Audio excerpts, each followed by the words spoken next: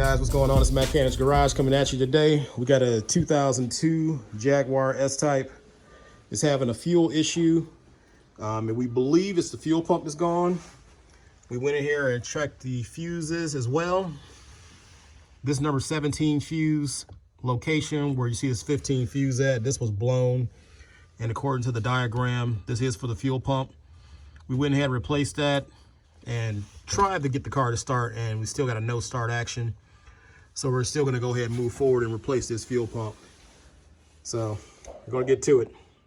All right, guys, in this Jaguar S-Type, the fuel pump is actually under the back seat. So if you look down, there's these little tabs. You would flick these, and that will unlock both sides of the seat. And it's under the passenger side. So you want to go ahead and pull this seat up. You can try and lock the seat back with the seat belt, but we're just going to hold it. But it's under this here panel. So we're going to move this panel out the way, and then you should see the fuel pump sitting under there. All right, guys, so here's the fuel pump after we remove the cover. So we got a few things we got to do here. We've got two fuel lines here. We'll have to squeeze these tabs to pull these lines out. We'll disconnect the cable here. That's the power to the fuel pump. And then I've got you make a special tool for these to remove these, but I got just a piece of wood. We'll just tap this, but this ring has to spin counterclockwise to be able to remove the pump. So we're gonna go ahead and do those few things, and then we should hopefully be able to pull this thing right out of here. All right, guys, we went ahead and replaced the old fuel pump with this new one. We'll show you some features on the old fuel pump and some things you're gonna have to do to get it out. But basically what you had to do was, on the old one, you had to unplug this plug. There's two lines here. There's a small one and a large one.